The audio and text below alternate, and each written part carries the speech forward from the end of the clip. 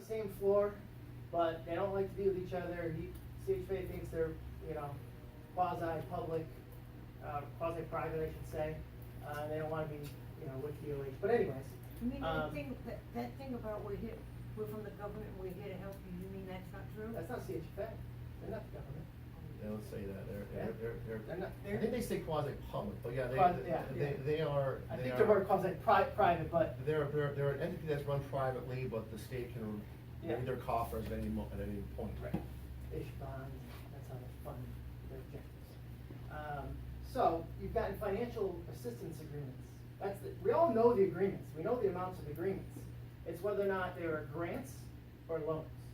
And they've always been treated as grants. And since we've been here, we've seen the discrepancies, we've had plenty of communication with CHFA and saying, hey, what's going on, these numbers don't line up. Some of your stuff says they're loans, some says they're grants. So that's kind of. That's the direction we're going. Yeah, I think it's important, obviously, that management, and the board knows, you know, everything that's, you know, hiding under all the rocks. It's hard to do business if you think somebody gave you money and they told you, no, we didn't, we just lent it to you. Right, Yeah. right. And unfortunately. Is it possible to go back, kind of do the paper trail back to using the original written and see what the agreements were? Well, we have the original assistance agreements. The problem is, you know, there's some discrepancy as far as one looks like a loan, but it should have been paid off already while it was with DOH. We're talking- CHFA didn't see any of that. Talking 1991, 1993. Yeah, we're talking, right, Yeah, we got a little bit of problem. 20 years old at least. So stuff that is not new. I mean, CHFA has been in their system for years, just nobody's acting on it.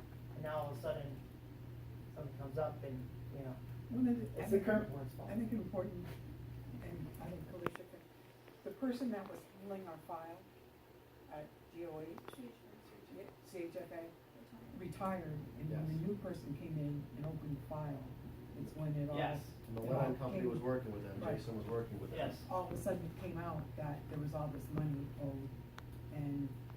Well, that's not our problem. Well, I've spoken personally with Christina on this and the past with DOH. I mean, it's been in the discussions. I mean, I thought, and this is as far back as Sue, that, you know, there was a resolution in place of basically handling all this. Obviously, nothing's really gone anywhere with that. So, you know, here you are. I will say, I mean, I've said this to Matt already, like, I'm not here to charge for things, I'm not billing it for my time. I feel like I hope I can offer a service. So if I can help, I will. As long as you're not from the government. Well, unfortunately, I'm working to, you know, as through HUD in some cases, but. He's here to But help. I'm here, I work for the board, you pay me to do this. To check on management, basically. And that's what I'm here to report, and that basically, they didn't have really great results. We can get into some of the details again. We could spend our time talking about debt issues, but basically I could say that there are, it's been better. It's been But worse. it's been worse, but this year wasn't great operationally. I did want to point out a couple things. We're just gonna go quickly, page 8 and 9. I'm not gonna go through every page of this, you don't have to worry. Yeah, we're running, see, I got less than 10 minutes. And you need travel time too. Prioritize. In the center there, page 8, I want to mention this because it's a deal that, you know, you may be semi-familiar with, or depending how long you've been on the board. But non-current receivables in the center, there's $250,000 that's owed to you. That's through the old Caravetta deals with mod rental, the old mod rental program. Don't they have 2,000 and what? 250,000. No, I know, but They don't have they have until until 2020 or something.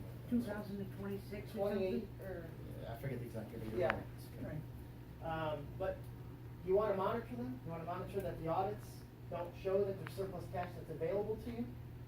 That's part of basically your responsibility as a semi-partner. And since it's new administration, you know, I figured I'd make that mention, especially when you're in the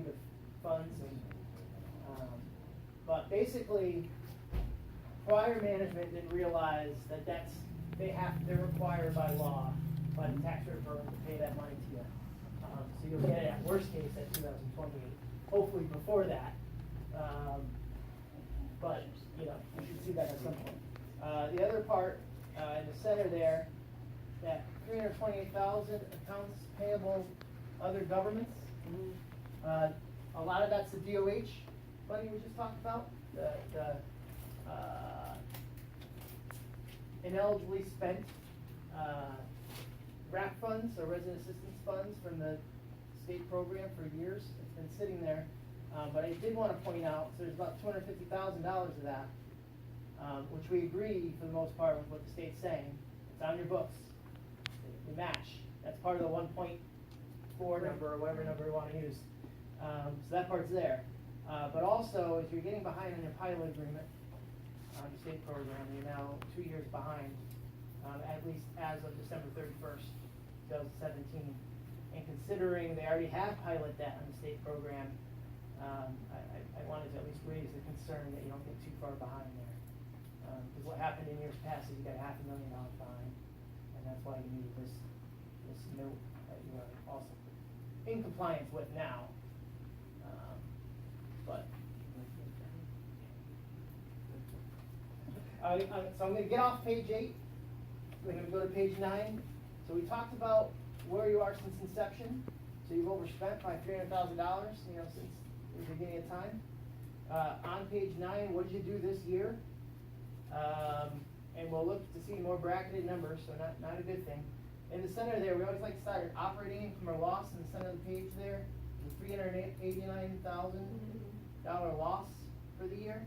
I will back up and say, if you go 2 numbers above that, there is $355,000 in depreciation expense, which again is not a cash expense, it's an estimate. So on a cash basis, you still did lose $50,000, which is worse than last year, but not nearly as big of a number. So not great operations. Where is this coming from? I'll say, on a good side, you're 98% occupied. So revenue generation, you're kind of getting as much as you can get in revenue. You're not really going to go much farther from there. So the revenue side's pretty good, or as good as it can be in your current political climate, until you get fully funded on things. So then that leads to some expenses. I mean, you have $60,000 of some relocation expenses. Insurance basically went up by 50% this year. Hopefully with Thames kind of going away, that helps. But as we know, it's not today, tomorrow. But that's it's weighing down operations. So the good news is, of that loss, at least $150,000 of it seems to be one-time expenses of dealing with things. But it is what it is. You know, the cash is out the door. So not a great year. Which is why we need 185. How did tenant services go up so much? That's relocation. $60,000 of that is relocation. They consider relocating tenants a tenant service, a service to tenants. Giving them money, I don't know if that's really service to tenants. Maybe it is. In this case. In this case, right? A very good service. I mean, so the good news is the controllable costs did go down this year. Admin expenses, other than maybe some maintenance that's been kind of an ongoing thing.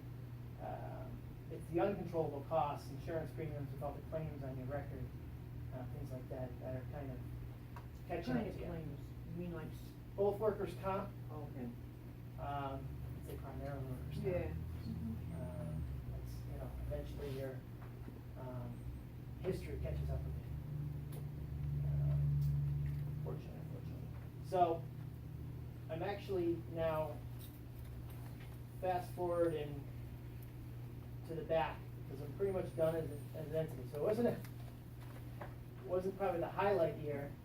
I did want to point out, back on the state program, if you go to 23 through 25, this is your state program on its own, so you can see it separate from everything else. And I just wanted to highlight a couple things. It does show a slight profit, that kind of thing. We'll start with page 24 and I'll work my way back to 23. So on page 24, you had a slight surplus of $3,668 after depreciation, so you covered depreciation expense. This is also a slight dip from last year, but at least you are spending less than you're taking in here. Obviously, we note that there's the debt lingering issues, but at least things aren't getting worse.